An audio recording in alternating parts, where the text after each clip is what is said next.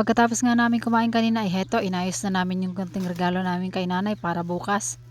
60th birthday nga pala bukas ni nanay. Simple lang pala yung magiging ganap namin bukas kasi kulang sa budget. Bali, bumili lang pala kami ng konting grocery dyan para pang regalo kay nanay. Yung kapatid ko na pala yung gumastos dyan. Ako lang yung mag-aayos. Bali, pagdidikit-dikitin ko lang pala itong mga grocery na to at ilalagay ko dito sa box. Tapos naman bukas ay hila-hilain ni nanay. Babalutin ko rin pala tong box ng medyo maayos-ayos naman tingnan. Yung anak ko nga dyan na imbis na makatulog ay napapatagal pa ako. Mag-alas 12 na ngayon ng hating gabi at nakatulog na yung aking Hana.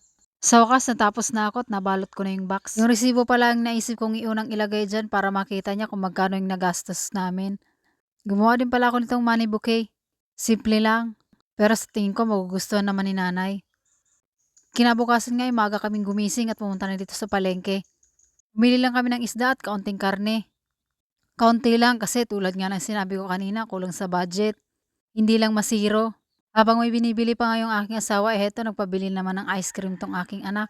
Favorite niya talaga tong cookies and cream na ice cream na to. Tingnan nyo naman at hindi halata, di ba? Sa tuwing dumadaan nga kami sa mga bilihan ng ice cream, hindi talaga to nagpapaawat at nagpapabili talaga siya. At nakarating na nga kami dito sa bahay at heto nga si nanay pagdating namin ay naggagayat ng langka. Wala kasi siyang kaalam-alam na pupunta kami ngayon. At ibinaba ko na nga yung aming regalo. At inabot ko na nga kay nanay at syempre tuwang-tuwa siya. Pagkatapos ng inabot ng mga regalo kay nanay ay heto nag-umpisa na kami mag-ayos ng aming iluluto. Tulad nga ng sinabi ko kanina ay mag-iihaw lang kami. Heto nga at nakasalang na yung aming inihaw na karne. Pang last batch na pala to. Dito na nga kami sa labas nag-ihaw kasi ang init sa loob. Heto na nga pala yung isda naluto na. Di ka kami nakabili ng foil at heto dahon na lang ng saging ipinambalot namin. Okay naman, naluto naman. Pagpasok ko nga dito sa loob ay ito yung aking anak naggagapang.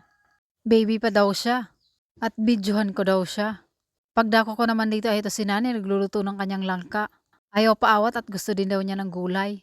Kumain na nga muna kami at tanghalin at pagkarating ng kapatid kong isa ay may regalo. Ayan, mag-grocery daw si nanay. Lumipat na nga kami dito sa labas kasi ang init sa loob. Dumating na rin pala yung kapatid ni nanay na isa. Nagpicture, nagvideo at kumain na rin kami. Siya, yun lang muna ulit sa ngayon. Bukas ulit. Paalam!